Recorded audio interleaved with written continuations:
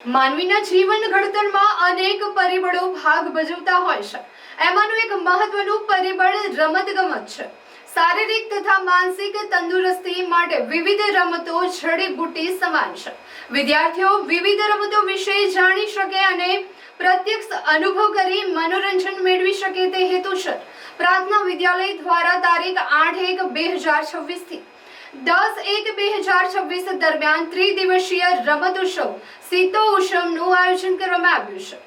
શીતોત્સવ 2026ના ઉદ્ઘાટન સમારોહમાં મુખ્ય મહેમાન પદે ડીવાયએસપી ડોક્ટર અનિલભાઈ સિસારા, ભરૂચ જિલ્લા ક્રિકેટ એસોસિએશનના ટ્રેઝરર શ્રી કીર્તિભાઈ શાહ, ભરૂચ તાલુકા પંચાયતના સભ્ય તથા ભોલાવ ગ્રામ પંચાયતના પૂર્વ સરપંચ ગોવિંદભાઈ પાટણવાડિયા તેમજ નારાયણ વિદ્યાવિહાર સ્કૂલના આચાર્ય ડોક્ટર મહેશભાઈ ઠાકર ઉપસ્થિત રહ્યા હતા।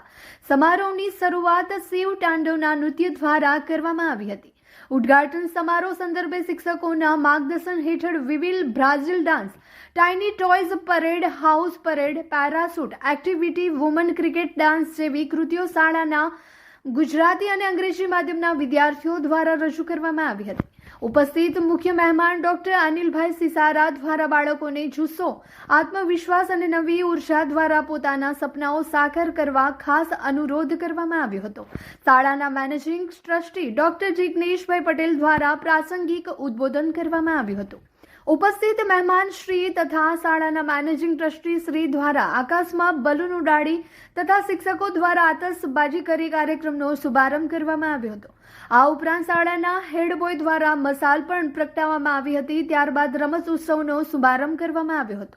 દોરડા ખેંચ, જલેબી રેસ તથા હુલા હૂપ સ્પર્ધા વિદ્યાર્થીઓને રમાડવામાં આવી હતી। આ નિમિત્તે મોટી સંખ્યામાં શાળાના વાલીઓ ઉપસ્થિત રહ્યા હતા। 3 દિવસ દરમિયાન વિવિધ રમતો રમાશે અને અંતે વિવિધ રમતોમાં વિજેતા થયેલા વિદ્યાર્થીઓને પ્રમાણપત્ર અને મેડલ આપી પ્રોત્સાહિત કરવામાં આવશે। મારી પાસે જે સ્ટાફ છે તે 90% લેડીઝ સ્ટાફ છે અને મને ગર્વ એ બાબતનો છે કે એમની પાસે આ સુકાન છે અને એ સુકાન સારી રીતે સંભાળી રહ્યા છે અને સારી રીતે આપણા વિદ્યાર્થીઓને, આપણા બાળકોને ટ્રેન કરી રહ્યા છે।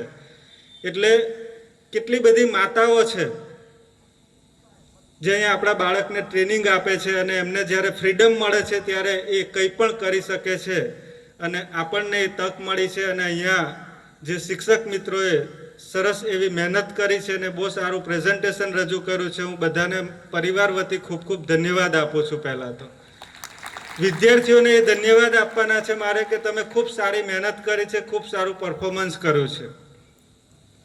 વાલીશ્રીઓનો પણ ધન્યવાદ એટલા માટે આપવો પડે કે અમારો ઉત્સાહ વધારવા તમે મોટી સંખ્યામાં અહીંયા ઉપસ્થિત રહ્યા છો।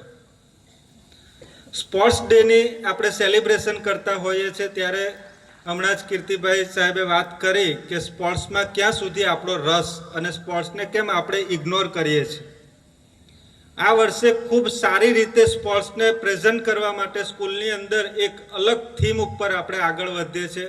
પ્રોફેશનલ એક એકેડમી સાથે ટાઈઅપ કરી અને વિદ્યાર્થીઓને સ્પોર્ટ્સમાં બને તેટલું રુચિ કેળવાય, પારંગત થાય એવા પ્રયત્ન આપણે શરૂ કર્યા છે। કે ટીચર અને વિદ્યાર્થીઓ સાથે ખૂબ ઉત્સાહથી, તાલમેલથી અને જે રજૂ કરી એમાં વિવિધતા હતી।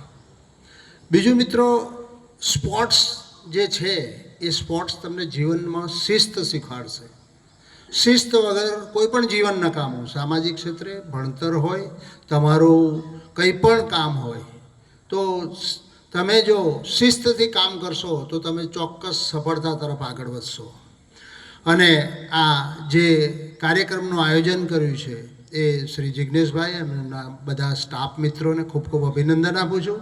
કેમ કે આટલી બધી ખૂબ મહેનતથી આજની જે શરૂઆત હતી એનાથી એવું લાગે છે કે કાર્યક્રમ બહુ વિશિષ્ટ રીતે અને ખૂબ સારી રીતે આગળ વધશે।